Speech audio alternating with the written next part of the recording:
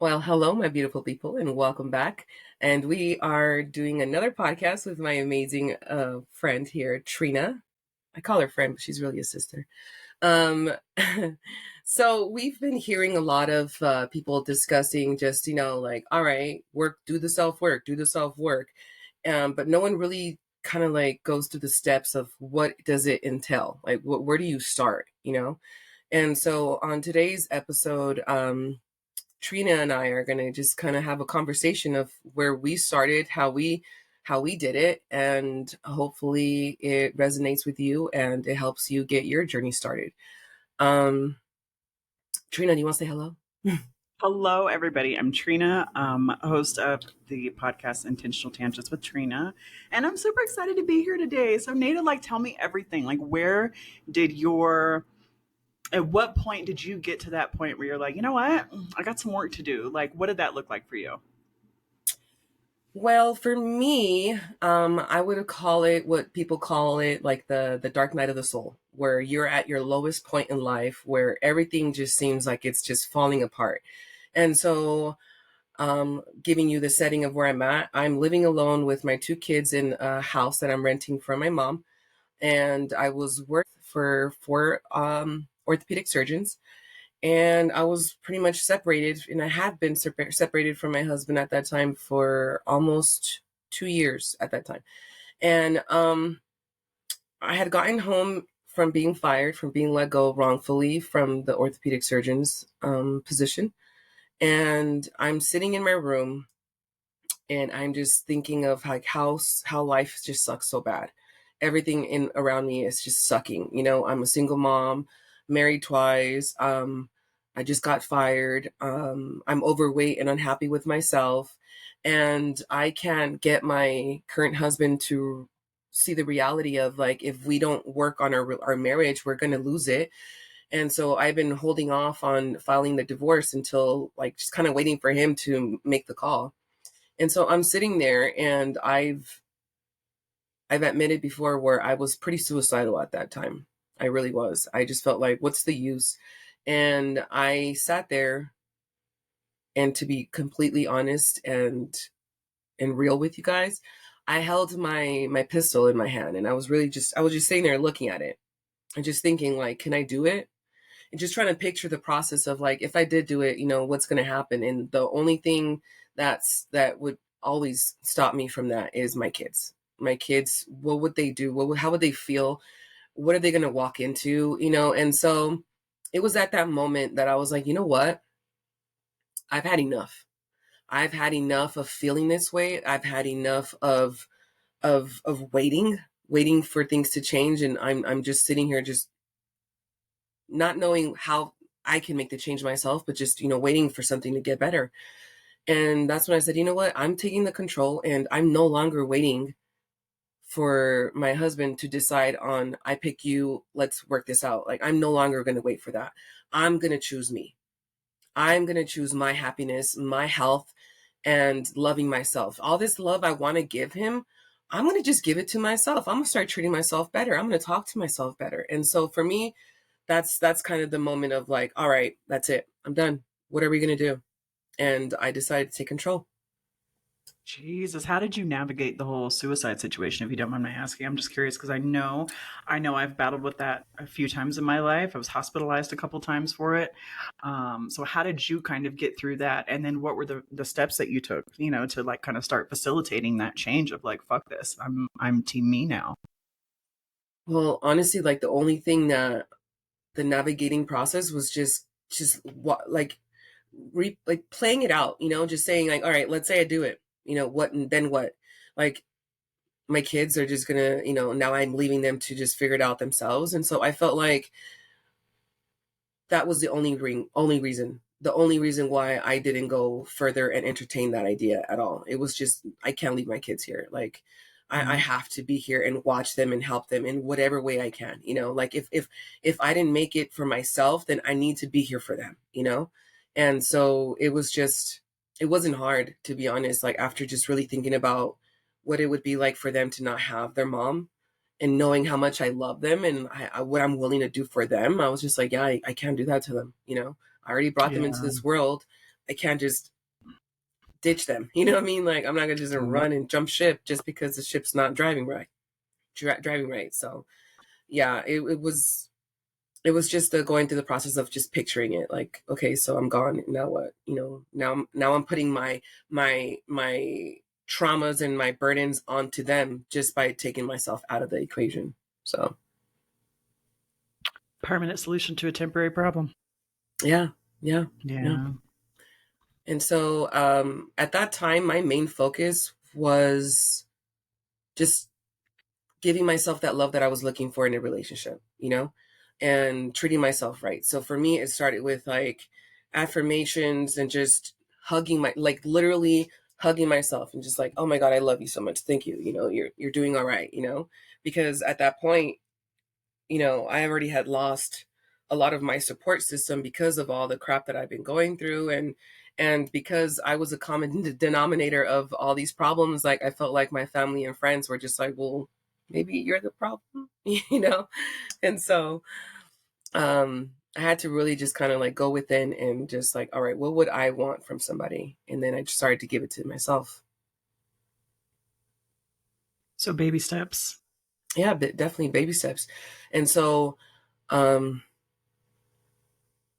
I mean, let's start with your where you started yours too, just and then we'll just kind of, you know, keep going one step at Oh, a girl, time it was together. way more lightweight than that. I am not gonna fucking lie. Like, it's funny because my life has been just basically chaotic and traumatic from the start, you know?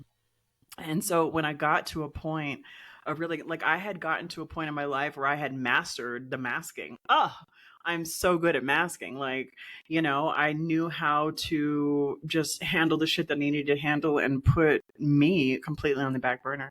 So what actually facilitated the change, I hate to say, was after I finally left fuckface. I remember getting home and just being like, okay, well, if I can find somebody that is that aligned, completely misguided without knowing who he really was, you know, I was like, and it ends the same way, and I'm the common denominator of leaving because so Layla had actually called me out one time. And so it was after I left fuckface or whatever, right? And we're driving the car, and she's like, "Mom, can we go see his kids?" She wanted to, you know, go hang out or whatever. And I was like, "Well, honey, you know, we can't. Mommy doesn't, and mommy, and you know, and Mommy doesn't talk to him anymore." And she's like, "Mom, you leave everybody." And I was like, "What?" I'm like, "What are you talking about?" She's like, "Yeah." So she starts counting. She was like, Jasmine's dad, you left my dad, you left the guy that I started dating after my divorce. She was like, and now you left him. So she says that. So she counted 4 guys, right? So I'm going in my head and I'm counting all the guys she doesn't know about. And I'm like, damn, she's right. Like, okay, so all right, so now here we are again. We're in this connection that I thought was the strongest connection I'd ever had, that I thought was going to go the distance, that I thought had all the right ingredients. And here I am again, leaving a motherfucker, you know? So I'm like, Hmm. okay, if I'm in all these relationships and I'm the common denominator and I'm the one who always ends up walking away for whatever reason, like, what is it about me that needs to change so that these outcomes will change, you know? And that was pretty much it. You know, me just kind of, I remember being in my house and I said that out loud. I was like, okay, because, you know, I talk to my guides and angels constantly, I'm super spiritual. So, like, I'm like, okay, what the fuck is it about me, you know, that needs to shift or whatever? And from there, I just started getting spoon fed um just things that I needed to work on. You know, different scenarios would happen that would bring certain parts of myself that needed to heal into awareness. I also did the self love thing, but a little bit differently, just in the sense that, like, and I know we've talked about this before, it's like where I wake up in the morning and I'm like, what's going to feel really good for me right now? Like, how can I love myself? How can I love my body? How can I, like, you know, feed my inner child? How can I, like you said, give myself all the love and attention that I've been trying to project onto someone else, you know? And Yeah. so that was pretty much the start of it for me. And that didn't happen until what, I was 37, 36, 37, somewhere in there, where I was just like, okay, okay. And now I really feel like healing is kind of like a way of life, because it's kind of this constant battle. Not battle, I don't want to make it sound like it's difficult, because if you talk about things like it's difficult, guess what, it's going to be difficult. You know, but it's Exactly. this constant like state of awareness, I'll call it, of, you know, checking in with myself and asking myself, okay, how do I really feel about this, you know? What do I really need right now, you know? And kind of doing it in a way where, like, if you were out with your kid, you know, and you want to check on your little one, like, you good? You need a jacket, some sunscreen, you know, you need some Mm-hmm. snacks or something. Like, how are we doing? The way we would kind of like check in with the child, you know, what, like we talked about, that you kind of have to like go in and like learn to reparent yourself.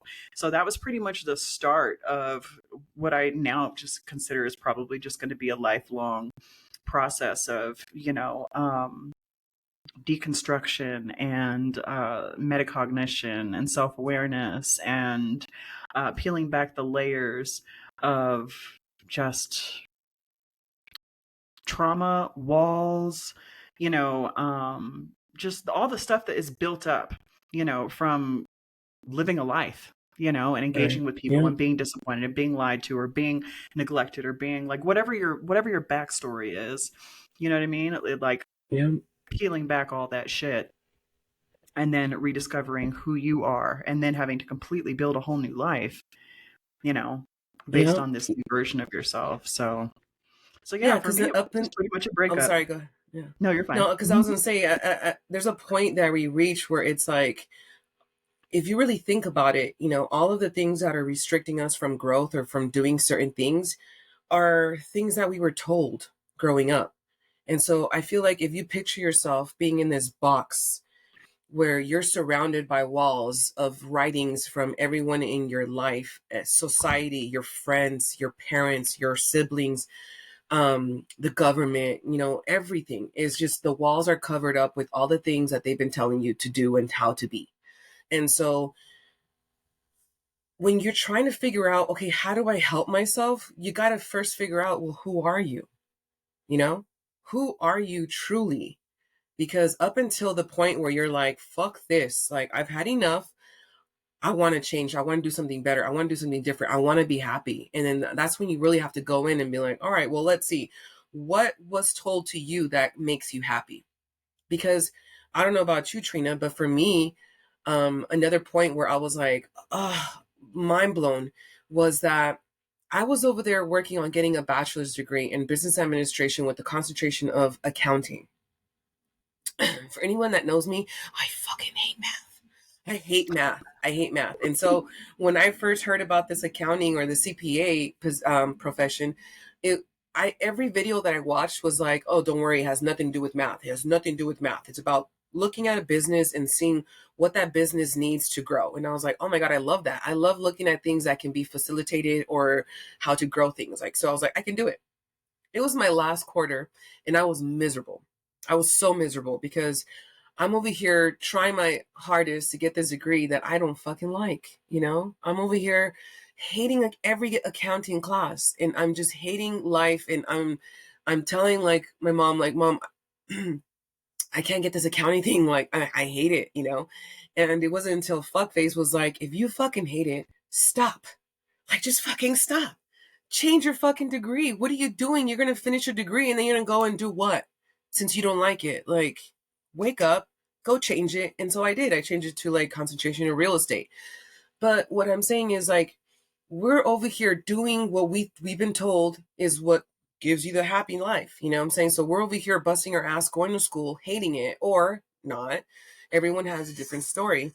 And so um it's not until you go into this box that you've been put in and you open it up and you're like, oh, come here, little one. Like you said, like, now I'm your mom or now I'm your dad, you know, like now I'm going to figure out you out because somebody didn't have to make the time or didn't have the time to really discover who that child was or what that child really had the dreams to do. And now I'm going to help this child figure herself out. And so if you're in a point in your life where you're just like, God, I hate my job or I hate doing this and I'm only doing it because I'm trying to make this person happy. Well, that's some of the things that you're going to have to really go in and say, hey, if you really hate doing it, why are you making your child do it? And so you really got to see yourself as a child again, like we've been talking about. And it's like, would you force your kid to do something they absolutely hate? Like, now I know that when I make myself do something that I don't like over and over and over and over again, I get depressed. I get Mm-hmm. anxiety, I get depressed, and I start just hating everybody. I turn into a bitch. I really do. Like, so it's like, you got to really learn how to catch those things. Like, catch yourself. Like, damn, I don't want to, then don't do it. So, another one of the first steps that that I learned, is that start listening to me. What do Mm-hmm. I truly want to do? What do I truly believe in?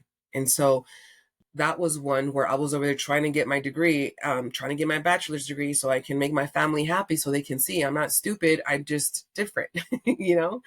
And Mm-hmm. so another thing too that was like a holy shit, like that makes sense, is that my religion.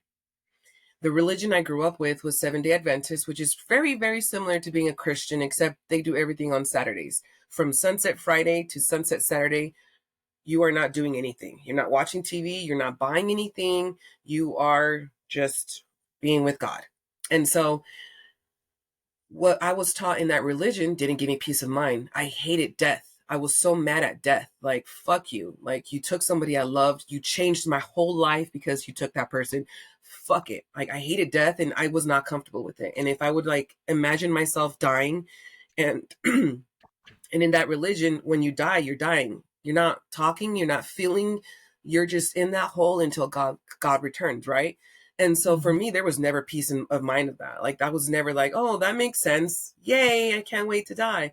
Like, that brought me like so much discomfort and confusion. And I'm just thinking, like, no, man, that's bullshit. The Pharaoh is still waiting for God to come back. So I'm not okay with that. That doesn't make sense to me. That doesn't resonate with what I feel inside. Mind you, I didn't know anything else out there. All I knew was what I'd been taught in my religion. And so that's why I see, and that's why I wanted to do these series, because it's like, yeah, where do you start when you don't even know what's out there, you know?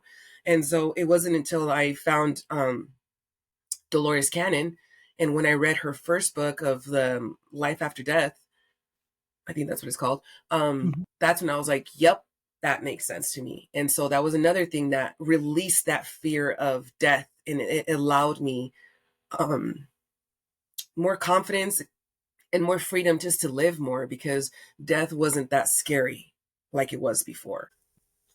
Yeah, you only know what you've been taught, right? Like, I remember saying that to my kids when they were young. I was like, look, if we would have been born in India or in Japan or in Norway or in Belize, we would have a completely different set of beliefs. And guess what? We would know for sure that that was what is Mm-hmm. real, right? Yeah. Because that's all we've seen, you know?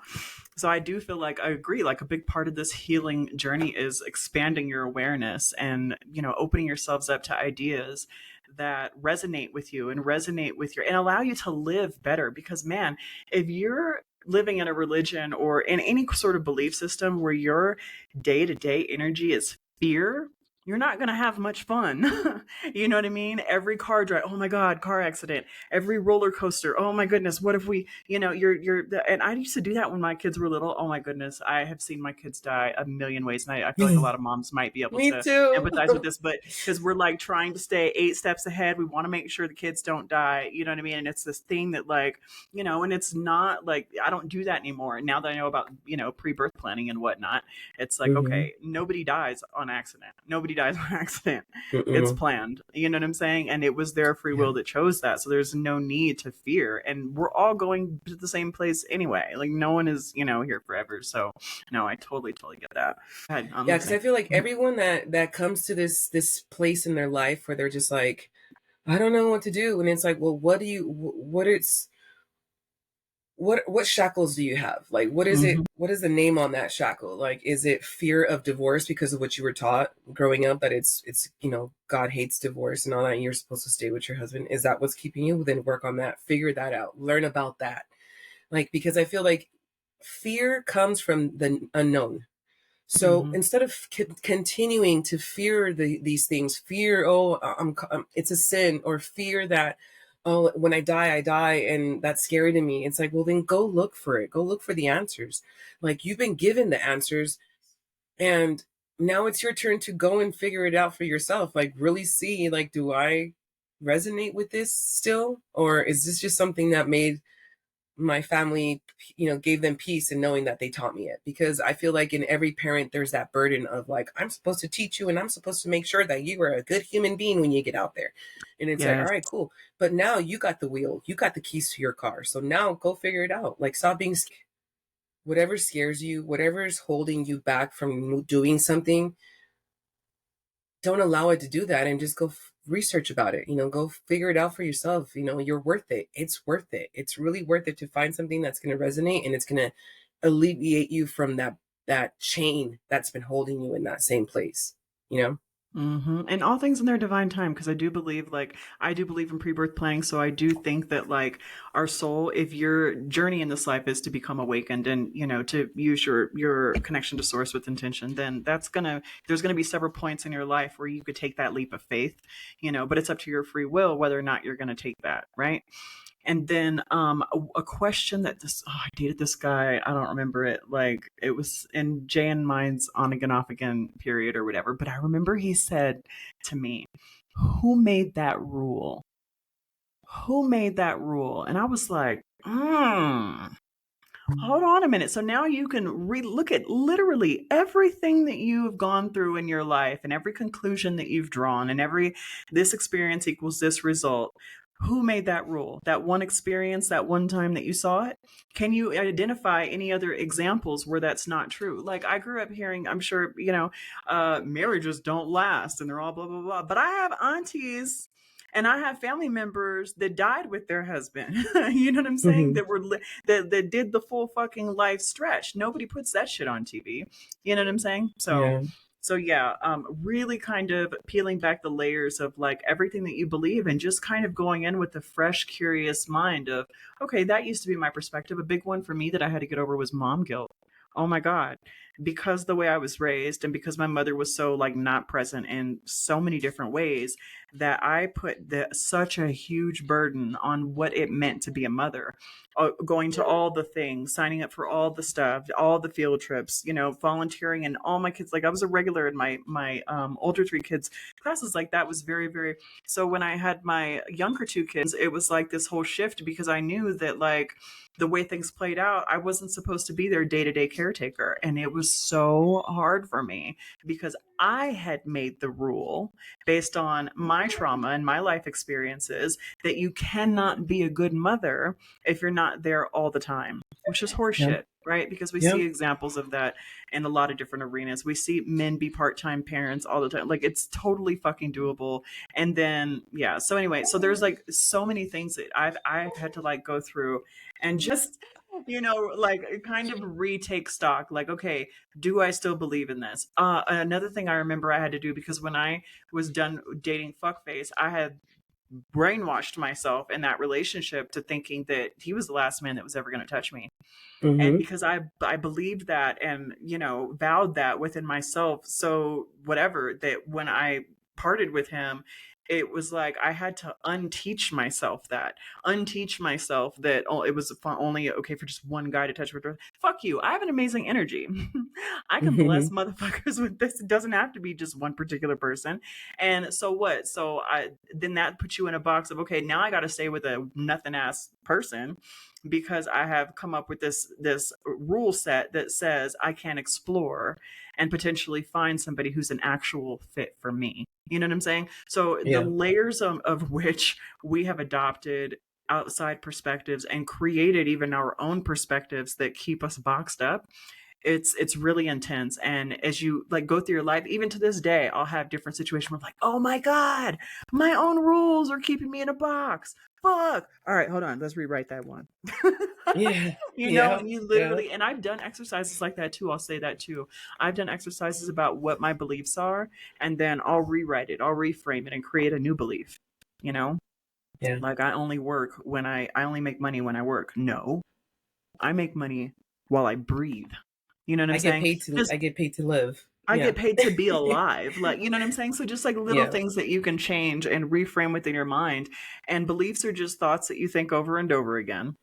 you Hmm. know, and it's something that you want to constantly be looking at because you're going to evolve and change throughout your life. What you want is going to change. What you need is going to change. What you need in order to learn and grow is going to change. So it's just like, you know, huge but I don't want to make it sound too difficult because we're supposed to be talking about how to get started.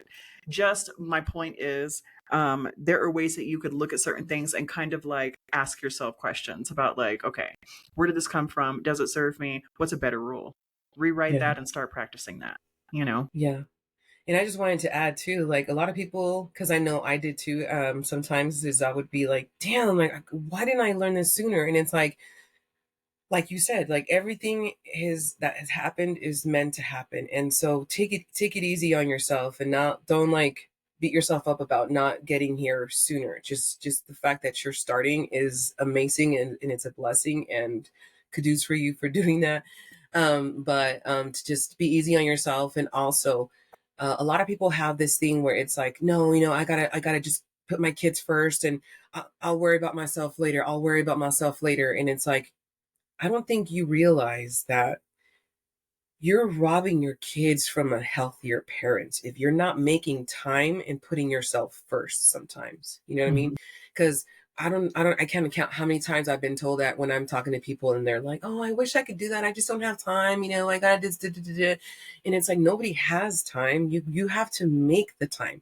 And if you knew what comes from an awakening like this and how much better you could be as a person, as a parent, as a daughter, like you're going to make time you know and so I just want people to really just get it out of their heads because I feel like that's something that we grew up with too, where it's like, oh no, it's your kids first and then it's you, your kids eat first and then you, and it's like, okay, but what is the airplane when you're on a flight, do they not tell you to put the mask on yourself before you put it on your child?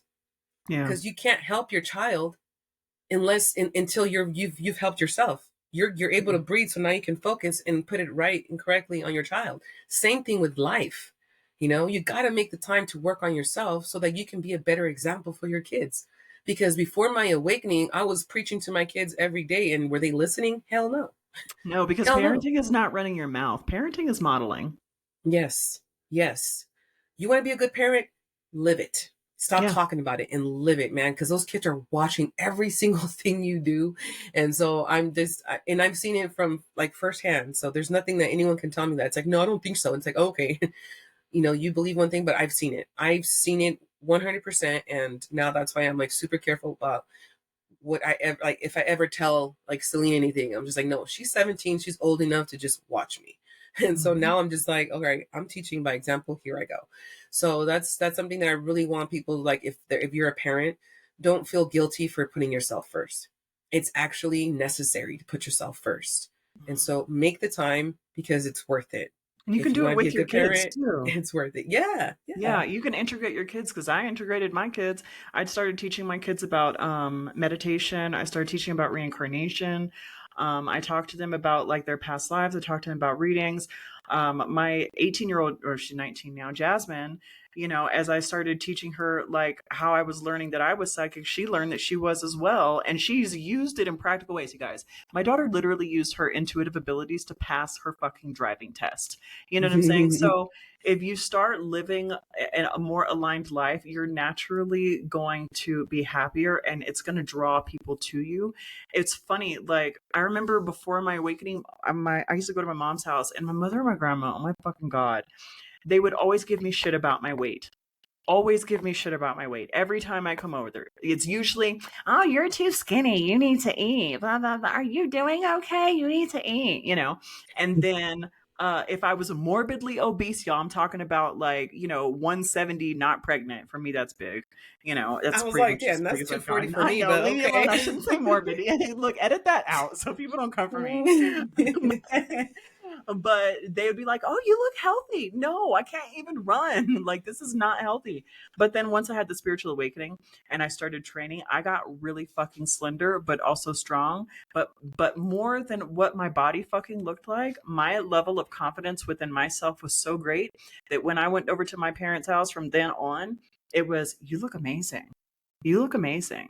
You look amazing. You look amazing." So the world started responding to me differently. And I think that's a big thing that a lot of us fear is that we're going to be treated or met with como se dice, apprehension, like met with resistance, you Mm-hmm. know, as we go through this process. And some of us are, I know you experience that, you know, some of us are, but if you go in and you have just a sense of joy, and I feel like if you share shit in a way that makes people just want to join you, I don't know, it was easy for me. Even my son, even Anthony, he would ask me some sus question. Well, mom, how do you know for sure? You know what I'm saying? He'd be like, but Yeah. he would do it gently. But it was like, it wasn't that he wasn't believing. It was that he was playing devil's advocate because he was trying to wrap his mind around it also. So I think that all Yeah. that's also important, you know, as if you're a parent and you're going through, you know, healing and changing and whatnot, be open with your kids, have dialogue with them. Some of my Yeah. most profound growth came from engaging with my kids. Like I remember I asked Jasmine one time, I was like, was I like a good mom to you? Like, you know, because they talk about how different I am with the older ones and the younger ones. And she's like, Mom, you were amazing, Mom. Like you did all the things, but you were really cold. You know, you didn't cry. You told us we could cry, but you didn't cry, you know, and so that your children can actually act for mirrors for you and actually Yeah. reflect for you where you're not being compassionate with yourself. So Yeah. maybe another suggestion I would give is step away from this idea that you are the teacher as the parent. The reality is it's a reciprocal relationship. You're teaching Yeah. each other. You're here to teach each Yeah. other. You're not, one of you is not right, one of you is not, you know, it's not how it works. We're here to teach each other, you know, so though, Yeah. you know, you can kind of like move through those cycles and just, you know, be more at ease. Cause yeah. And now it's so different. Like my kids, they talk to me about stuff like Anthony will be like, Mom, I can't, like some of my friends are like, they don't get this, and I knew something was bad was going to happen. I could hear my guides and angels, and then we did this, and then this happened, you know, and fuck, you know, and then it gets to the point where it's like, for them, it's like, okay, we're being guided. Y'all are choosing not to. Yeah. So we're going to go because y'all are inviting a bunch of dumb shit into your life. You know what I'm saying? By not following your intuition, by thinking I'm a quack. But shit's getting easier for me because I'm following my internal guidance, you know? And then your kids naturally start to see that. And then they also see how courageous you are to step into completely breaking free of a mold that society's put on you. And then when Yeah. they see your level of shit eating grin fucking happiness, you know, they're going to want to jump on board with that rather than jumping on board with, oh, let's go to school and get a degree we don't give a fuck about to make our parents smile. Yeah. Yeah. You know what I'm saying? So let's Yeah. just be met. And also, I wanted to add earlier when you were talking about that, the answer to a lot of our healing resides in who we were as a child. I remember when I was a kid, what I loved doing most was painting. And I cannot tell you how many readings I've gotten where they're like, bitch, you need to paint. You need to paint. Use your hands. Get Yeah. into art, colors, you know, et cetera, et cetera. The relationship that you want. A lot of that stuff, if you have a mental interview with a younger version of you that hasn't had her dreams shat on by, you know, other people's realistic perspective, you Yep. know, that's where a lot of the answers to your happiness lie, you Yeah. know? And that's when you hear people talking about the inner child work. So for those Mm-hmm. that don't know what inner child work is, this is pretty much what it is. It's going back into what used to make me happy as a kid. What were my aspirations as a child? And I was told by my parents, like, do something more realistic. Like, I know I used this as an example in another episode where I was talking about inner child work, where it's like, so many times like our family shuts our dreams down in our little light because without even realizing it, because they're trying to like help us to pick a career that's realistic. And so here we are as kids talking about, oh, I want to be an astronaut. And it's like, okay, but what else? You know, why don't you want to be like a cop or a lawyer? Don't you want to be a lawyer? And so um yeah, going back to the inner child, like just go back to what makes you happy. And so for me, what makes me happy is like, as you were talking about that you used to like to paint when you were a kid, I was making doll houses with actual wood and like cutting wood at like, I think it was like 9 or 10. So I love building, man. I love building. And I kind of wish I had a picture of that house because it was legit. It had rugs and paintings and wallpaper. But go back to that little kid, make that little kid happy again, because the more you give back to that little kid that whose light was turned off too soon, you're going to bring that light back up, and it's going to start to make life better just by doing that because you're listening to yourself. And another thing I wanted to say about the intuition that I learned too is that it starts to quiet down and quiet down and quiet down because we have continued, because of how we were raised, we hear the voice or our intuition speak to us, and we're like, no, that's not what my mom said, or like, no, We that's not what society argue. says. And so you Mm-hmm. start to shut it down, shut it down, shut it down. So the voice starts to get quieter and quieter because it's like, this girl ain't gonna listen anyway. And so when you're going through this awakening, you're going to realize that the more you listen to that voice for everything, even the dumbest things, like there was times where I would hear the voice and they would say, grab that towel, you're going to need it. And I was like, for what? And I'm like, just grab it. I would grab the towel. Sure enough, I needed the towel down the way a little bit. So it's like the more you start to get back into yourself and hear your intuition and listen, oh man, it's gonna get so loud and it's gonna be so beautiful. Like I there's so many moments where intuition tells me something and I'm just like, oh good shit, thank you. And I go and I do it and it worked out, or I Mm-hmm. did need it, or whatever. And I'm like, oh my God, I love you. Thank you so much. So the more you acknowledge that intuition, that voice, and we all call it different things, and sometimes it is different things. Sometimes it's spirit, sometimes it's your higher self, intuition, whatever. It doesn't matter. Listen to that so that it can see that you are allowing it to guide you, and it's going to start getting louder Mm-hmm. and easier because you're building that relationship, with yourself, and that's including listening to your intuition, going within, going with your gut, and just being true to yourself. Okay, this is so crazy because this morning, I don't even know if I told you this yet. I actually recorded a video about becoming like stepping into awareness with your intuition, because if you don't clear up your trauma, right, the cycles of the shit that you talk in your own head will drown out the intuition. So like the example I gave, it's like, let's demonize men.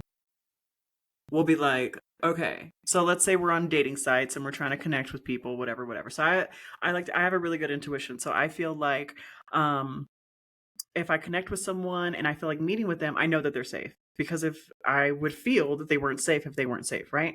But let's say that I had the inner dialogue of all men are dangerous, all men are dangerous, all men are dangerous. And now I'm on this dating app and my guides and angels are trying to tell me who is safe and who's not, but I'm steady just like reliving whatever trauma.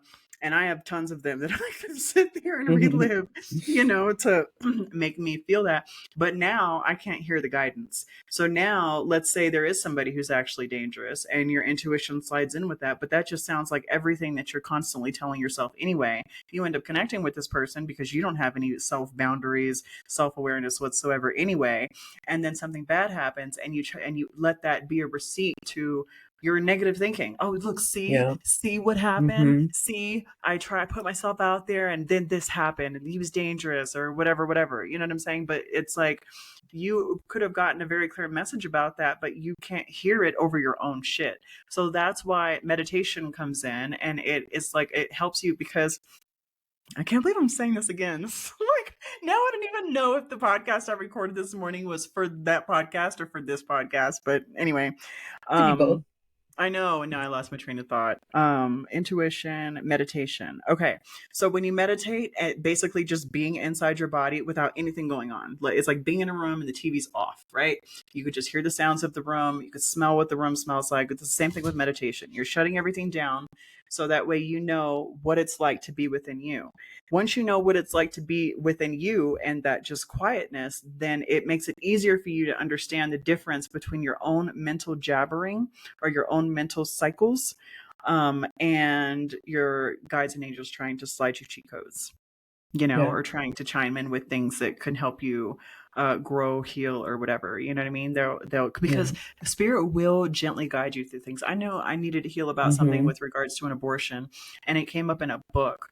And in the book, they talked about how this lady had had an abortion, and her mind was completely okay with it, but her body, on a soul level, was still traumatized and still felt pain for it. And so she had to allow herself to acknowledge the pain that, even though she didn't feel in her mind, was there in her body in order to heal that. And I was like, oh shit, do I have any of that? Like, Yeah. so like Source will gently give you lessons if you put yourself in a space of being open and being Mm-hmm. willing to look at things and work on things. They will give it to you gently. Now, let's say you choose not to be open and willing. Let's say that instead of after this relationship that sparked my, what the fuck do I need to work on with myself? Let's pretend that I just jumped into another relationship. The same exact patterns are going to repeat. The same exact patterns are going to repeat because I'm going to go in doing the exact same thing.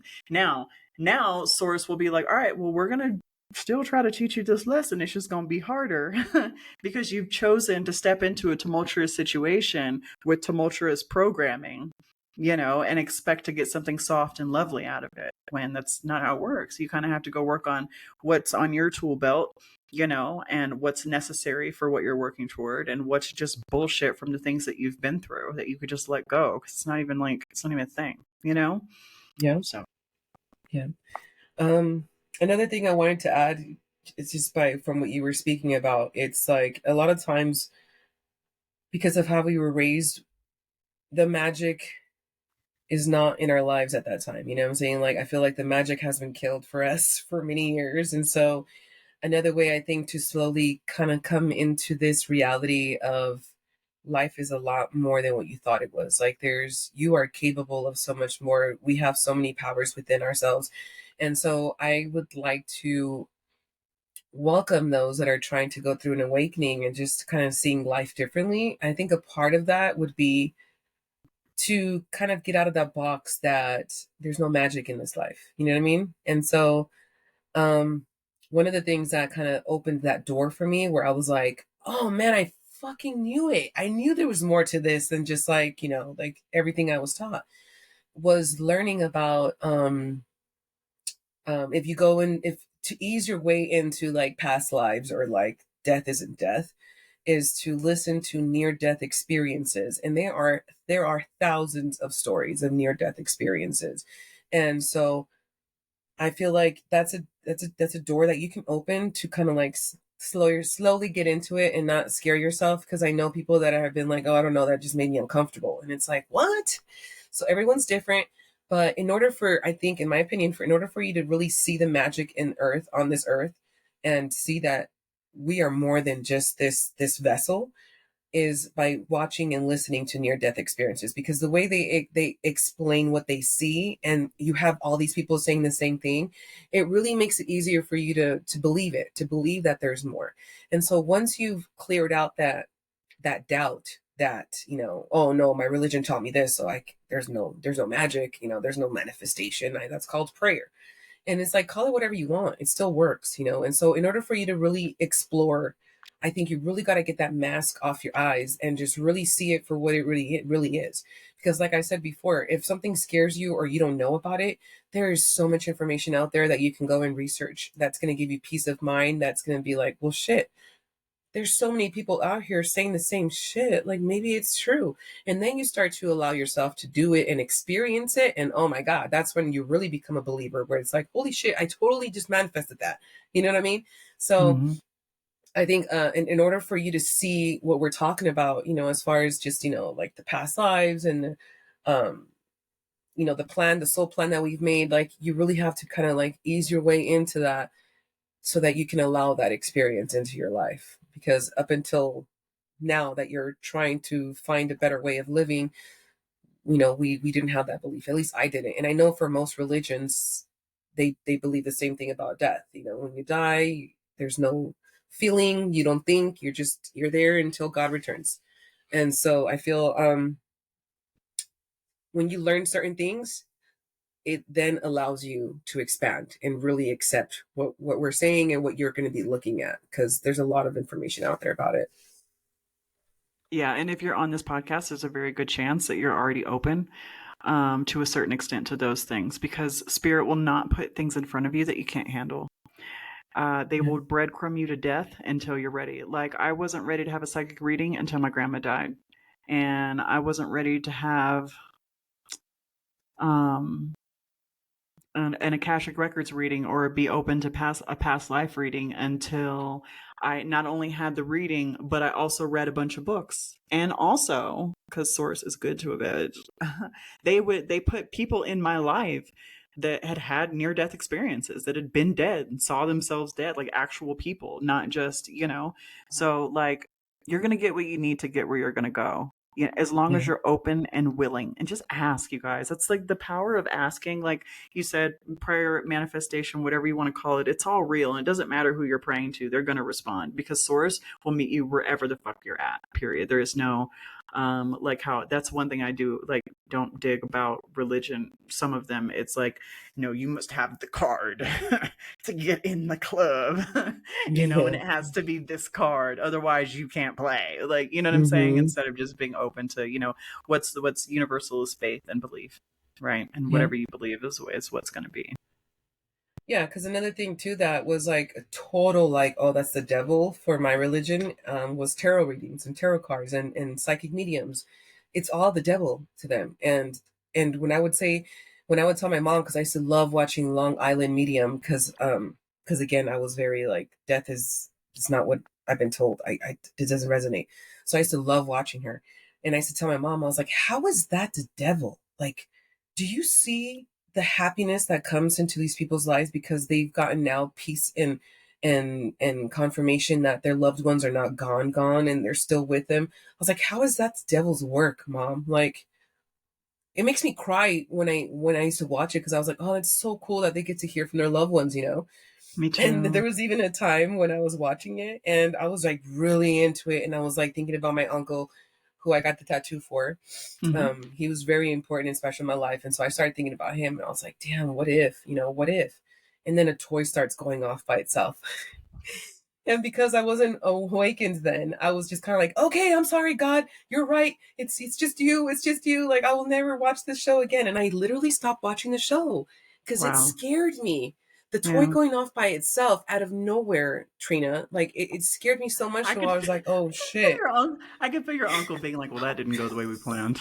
I know. He was like, oh fuck. Like, I thought we were getting close here. And so yeah. Shit. Yeah. And that was probably him kind of like, oh shit, she's getting it. Like, finally I get to talk to somebody. But no, I kind of scared him off. I was like over there, like, I in the name of God, I'm sorry. It's So, funny because they see us in those moments, and then they also see us in the moment where we get that we were tripping in that moment. mm-hmm. Yeah, yeah. you And I know? love it. Yeah. And I love that. But yeah, that's I think like that's a really big part too of like allowing yourself to really get that information in, because from my experience of talking to different people, I can tell I can tell when they're just like, oh yeah, mm-hmm, crazy bitch. Or when Hmm. they're like, oh damn, that makes more sense to me. Like, well Hmm. shit. And Hmm. so I think in order for you to remove that and allow yourself to see, you kind of have to get the evidence to kind of like back it up and give you that confidence that, oh shit, this is not just no hippie shit. Like, this is real. You know what I mean? Because I keep wanting to go on some tangent, and then you open up doors for more. Explore passions. Do it Remove the alone. All fear. right, there's two Yeah. things. So the death thing. First, just really quick. I thought for my whole life that when my grandmother died, I was going to die. Because she is the one who, my kids notwithstanding, is just was like, and what's funny is that when she died, I actually did die.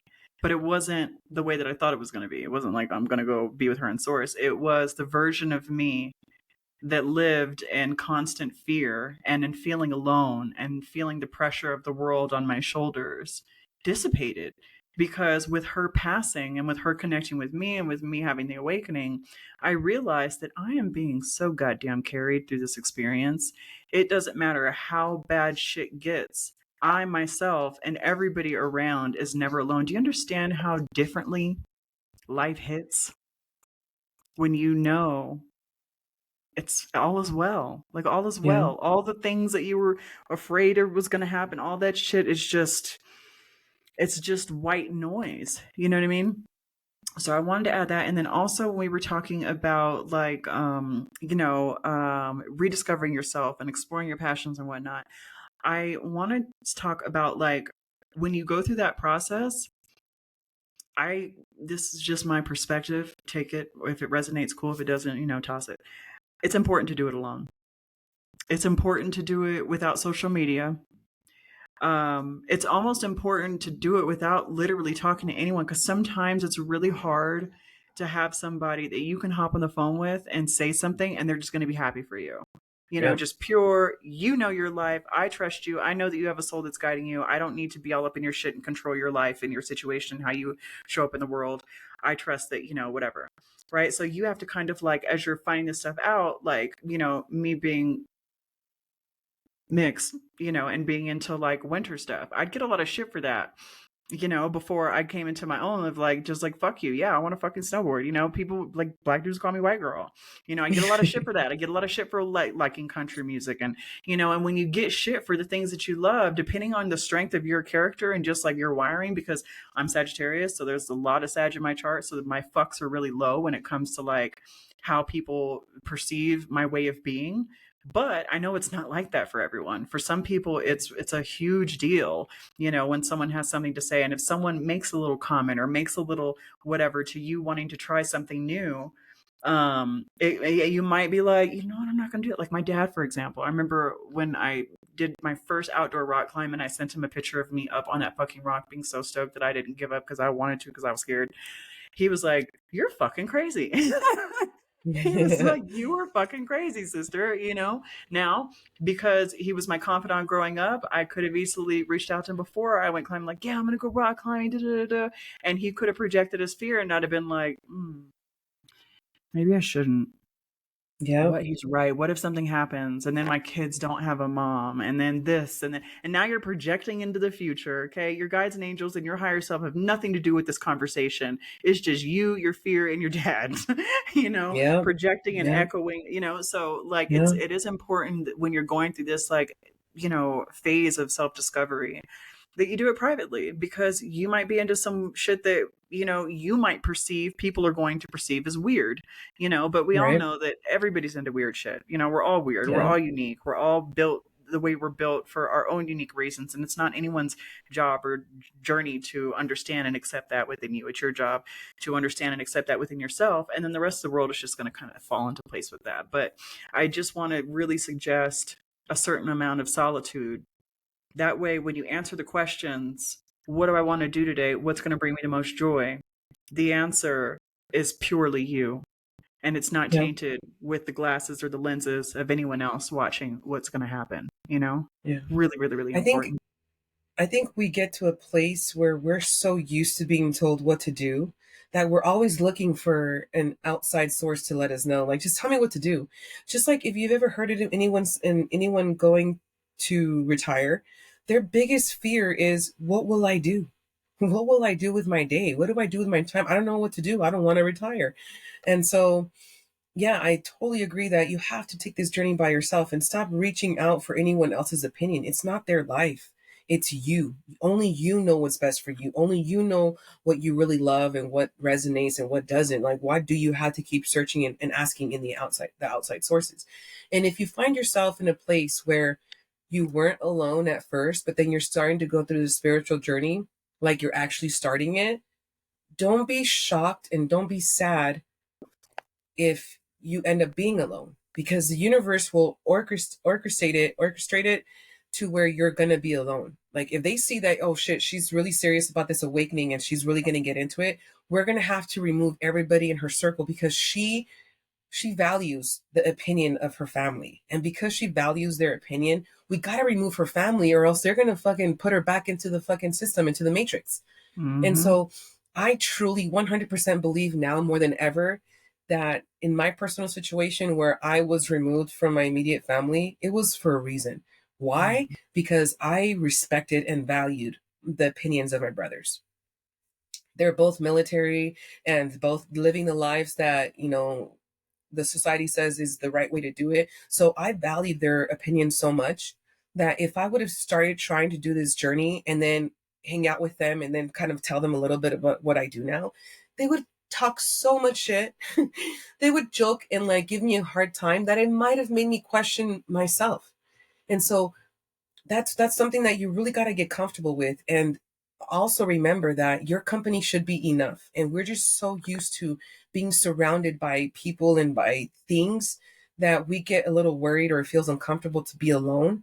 But if you can't hang out with yourself, how do you expect others to want to hang out with you? So always think about that as you're like, oh, I hate being alone. It's like, well then, if you don't enjoy your own company, don't expect your your new great relationship to enjoy you. Like, first, figure yourself out, make yourself the right kind of person that you want others to want to be around. And so, I just kind of like want to warn people that if you find yourself being like shunned out, or from your family, or like something happening to where now you're alone, don't get shocked. It's meant to happen. You need Hmm. this time alone Thank to you. sculpt yourself and not have anyone else's say so. Like, this is your job now. Only you can do it. So don't, please do not like be offended by those people that are leaving you. They're supposed to leave you. Okay? Hmm. Don't be like, "Oh, well, fuck you. You weren't there in my hardest time." I wasn't supposed to be there in your hardest time, bruh. Like, I wasn't supposed to. Like, so at first, excuse me, at first I was a little offended that I was losing my family, and I felt like, I'm I'm trying, like I'm fucking trying to be better. Like, why are you guys leaving now? And now I understand, and I've truly believe that that was supposed to happen, and I wouldn't have been able to do this without being separated from my family. Like, it had to happen that way. So embrace it, be okay with it, and just keep working, because it's so worth it to be on the other side of things and you're seeing life differently. Hmm. Absolutely. Well, we're at 57 Well, minutes. I know I was going to start finishing it off. I was going to say, this is going to be a series, and we're going to go one episode per step. So step one, as we discussed in this episode, is pretty much just go within, figure out who you are, get yourself out of this little gift, this little box, open it up, and really figure and look inside and look at yourself like a little child, and just go back to those days where life was easy because you were a kid and you're innocent, and magic was real as a kid. Santa Claus and the Tooth Fairy and all that shit that they told us about. Yeah, there's magic out there, but if they would have told us about the magic that I believe in now, I probably would have been a different human, but I probably wouldn't have been this strong, because again, everything that's happened to you in your life was meant to happen. You signed Absolutely. up for these things because you wanted to learn. This world is about learning and controlling your emotions, and just learning how to navigate life in a more peaceful and happier way. And so, be easy on yourself, but go within and get that self discovery done, because that's going to be super important. What do you have, Trina, as far as like, just the first steps of this awakening process? Just like you said, it's funny. I get the visual of like sitting down in a fucking office, and there's filing cabinets all around you and full of files, and every file is an experience that you went through, right? And you're tasked now with looking through the files and being like, okay, how did this affect me? Have I felt everything I needed to feel from this file? Have I written rules that I need to rewrite, within this file? Like, what do I need to, how can I grow and expand, basically? And it's really, really, really just being introspective. And I cannot stress the two words: being open and willing. Open and Yes. willing. If your heart is open and you're willing to do the work, your higher self is going to make sure you have everything that you need to facilitate that with the greatest ease and joy. So yeah. Also, if you guys want to share your experiences with your self work, please use my podcast hotline, even though this is Nada's podcast. That's fine. We're doing The this number together. the number is 909-375-0880. If you have any questions or anything that you'd like us to address or maybe share our experiences with, we are happy to be of service. Because I was told once that, I signed up for a lot of like gnarly shit, like failed relationships and stuff, so that I could learn certain soul lessons so that I could help others. So I don't look back at my life at all with any glimpse of self pity, with any need for anyone else to feel sorry for me. I don't need any external validation. It's like I came here and I signed up for some bad motherfucker shit because I'm a bad motherfucker. And I came here to help others be bad motherfuckers. So, yeah, Yes, ma'am. What was I'm that leaving you number with that. again, Trina? 909-375-0880. I have no idea what my phone number is or your phone number, but I know that number. That's all that matters. That's all that matters. And now that you said that part, I just wanted to say, like, yeah, if you're finding yourself where it's like, God, I failed at life. I like, for me, I've been married twice and divorced twice. So for me, that was like a big thing, a big burden on me, that I was like, oh, I failed. Like, I didn't give my kids their family. And so, I was being really hard on myself because I thought I was supposed to do all these things. So like I said before, like learning this information is going to release all these burdens that you've been carrying. And like Trina said, go into those files, go into those records and see what traumas you experienced and you haven't been able to process them correctly. Because another thing that you'll learn when you start going through all these things, all this information, is that we carry so much trauma in our bodies. And so not only are you going to find yourself finding peace in mental health, you're going to start seeing that the weight might just start falling off because you didn't realize these traumas are all in here. Mm-hmm. They're stuck in your body. Yep. So by relieving yourself from these traumas, you're relieving this weight off of your body too. So um be open, like Trina said, like just go into this office, go into these filing cabinets and just start from the zero, start from the bottom, and just kind of process everything that you've been through and start learning to identify it and then finding the solutions. And if it doesn't resonate with you, then keep digging. There's information out there. Just keep looking, because I definitely feel like you're worth it. Your life is worth it. You deserve it. Your family deserves it. Your kids deserve to see you happy and to see you thriving and to see that light that you had as a kid again. So don't give up on yourself, and just know that it's going to be so much better on the other side, because I've been there and it feels so much better Amen. to be here. It So really does. yeah. So this is going to be episode 1, or the first step to the spiritual awakening. And like I said, this is going to be a series. So stay tuned for steps through 2 through like what, 50? I'm just kidding. It's not too many steps. There's some base steps that we're going to go over. And again, like Trina said, if you do have any kind of like specific questions that you're just wanting to get more information about from our personal experiences, or you want to share yours, give her a call. I'll get a number soon, but for now, use Trina's, because I think that's so cool that, yeah, if you have something specific that you want us to hit or to answer or to share, then we are more than happy, because we are open books here. That part. All Thanks right. for listening, Well, guys. yes, and we'll talk soon. Bye. Thanks for having me, Nada.